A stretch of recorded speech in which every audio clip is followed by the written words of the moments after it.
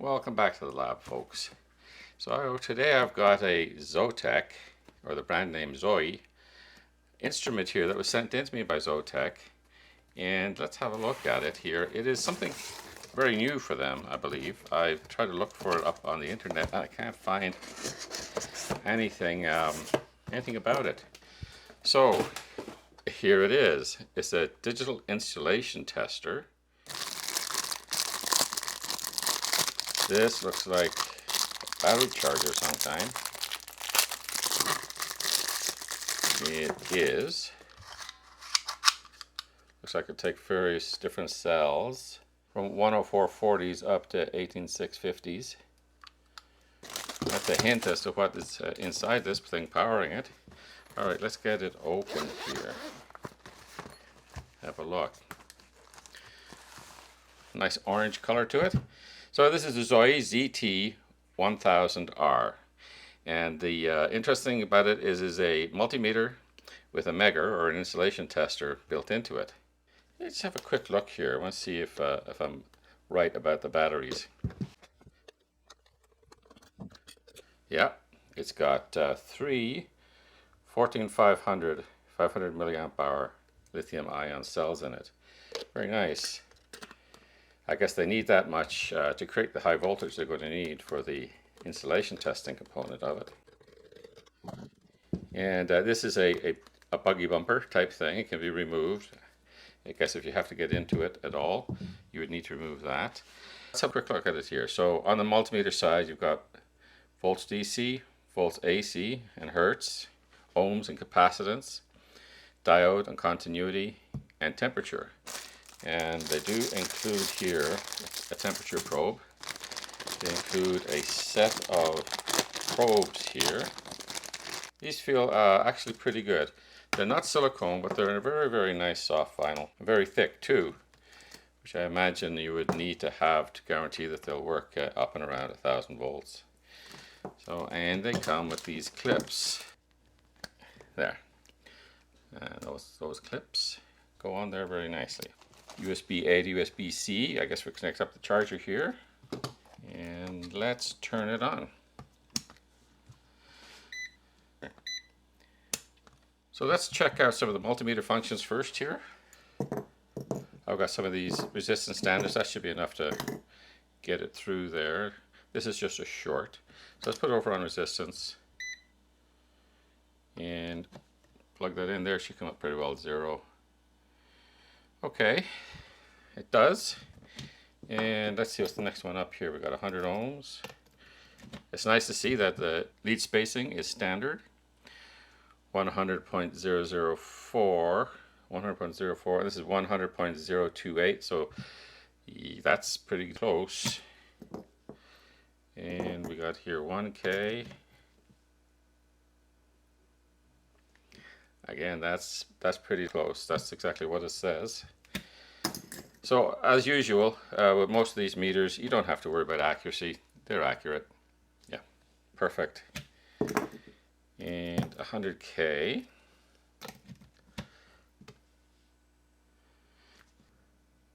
So within specifications, gotta go over here to continuity. And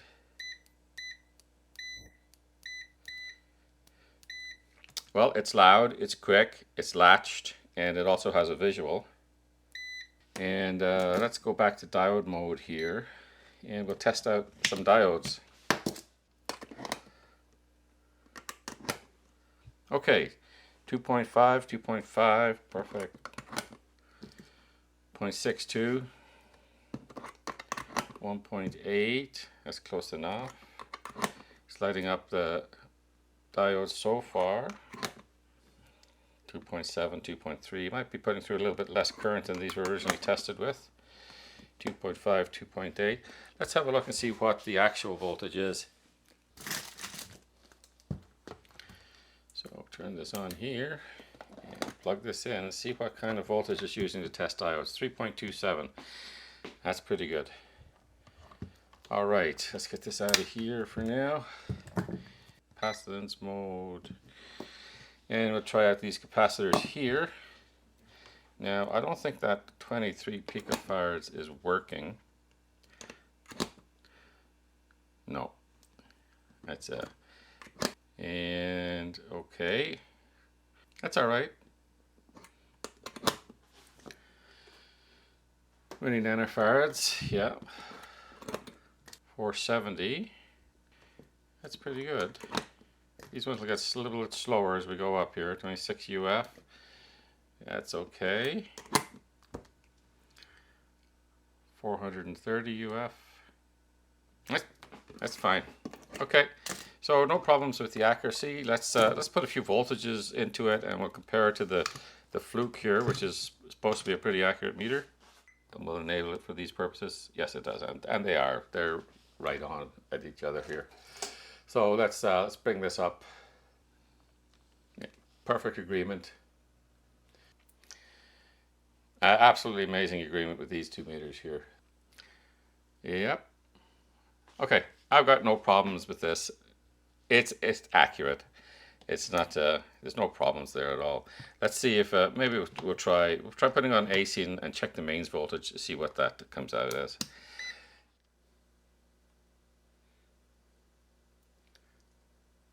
I mean, it's not a huge difference, and nothing I'm going to worry about. Some of these other things. Let's see. The temperature will give us the room temperature here. Yes, it will. And this one here, does it agree with this? If I short this out here, it'll give us a. There we go. It's giving us what it thinks is the cold junction temperature. Now this has been down here in the lab for weeks in its case, so it's probably a little bit cooler than this is. I just brought this down from upstairs. So yeah, that's a forgivable difference right there. All right, this is going to be my first test of the Megger function here, because this is supposed to be good to 1000 volts, so we're going to find out if that's the case. All right, so if we put it up to 50 volts, and now you have to press the test button. So this should not only give us 50 volts, but this should give us the 10 megohm on the input here. 100 volts. Okay. 250 volts.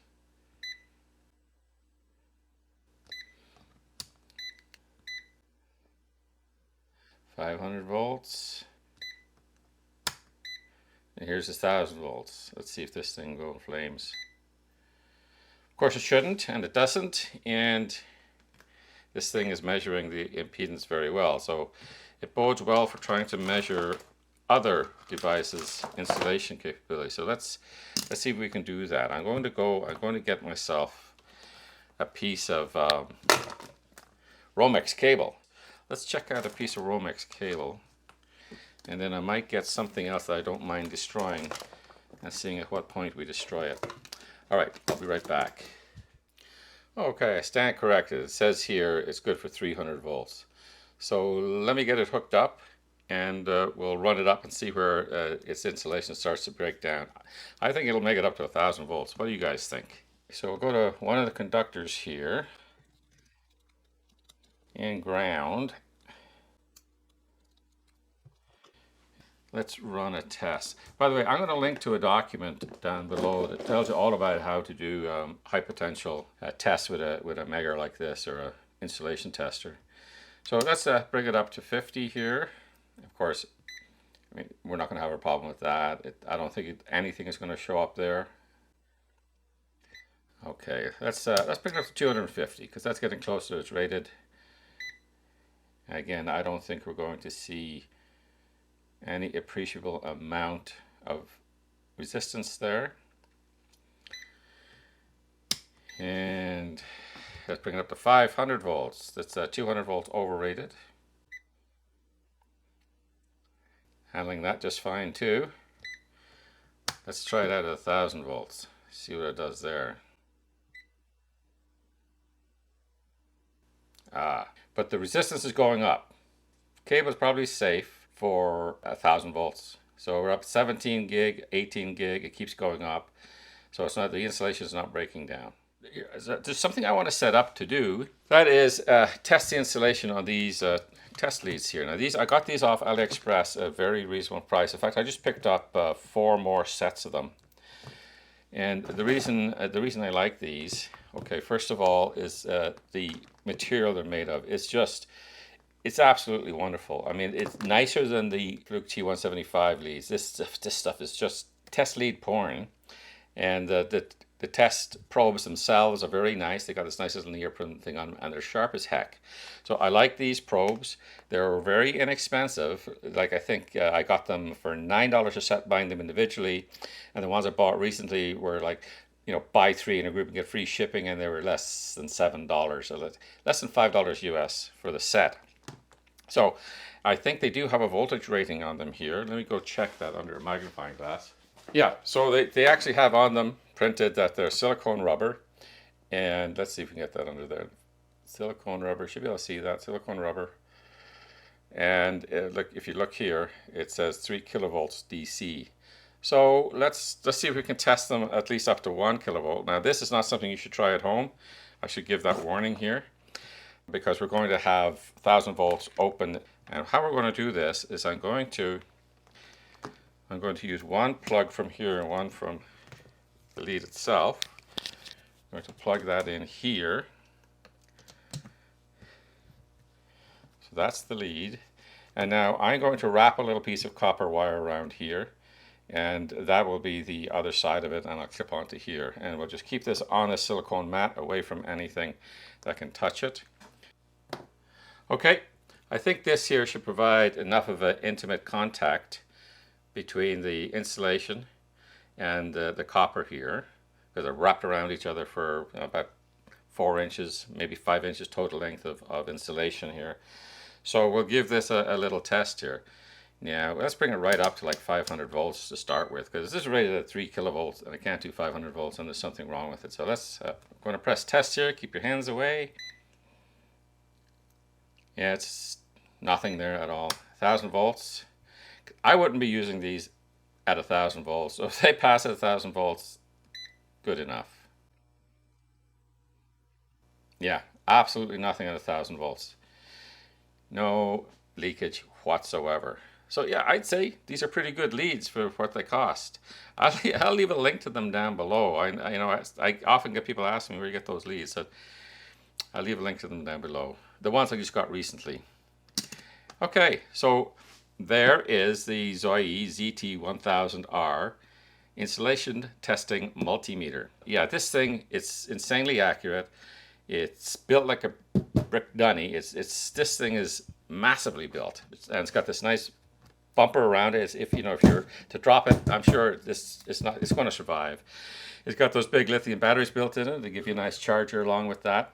Yeah, I think this is a great package. This is, like I say, this is the first Megger I've ever had. So, other than the one I used back as a teenager working in a factory in the summer, doing high pot tests, but this, to me, seems great. I'm going to make this a part of my kit. I really appreciate ZOYI for sending it out to me, because it's a nice piece of kit. It really is. So I didn't go through all the features here, but it does have a polarization index capability. It's got the insulation resistance absorption radio with the DAR, and yeah, it's got everything you need. Like I say, I'm not an expert on doing insulation tests, but I plan to become more competent at it. And like I said, I'll leave a link to a document that does describe all this stuff and what it means and how to test for it. Oh, there's one other thing I do want to do with it. This is just a bit of a joke, but it might be fun. Might get some magic smoke. Hold on one second. Now, I'm sure you've seen these kinds of little meters before. Some of the big box stores down in the States give them away, and they're available on AliExpress sometimes at ridiculously low prices. It does say on here that it will take 1000 volts maximum. So we're going to test that. Put it down in the comments before I get started here what you think the results are going to be. So I'm actually going to put this up into the 1000 volts mode here, and we're going to put this into our Megger, and connect up the poor little device under test here. Let's see if this cheapest meter of the lot in the entire world will survive. Let's give it a break. We'll try it at 500 volts first. So we got here about 9 megohms. It's not getting any worse. Okay, let's bring it up to 1 kilovolts.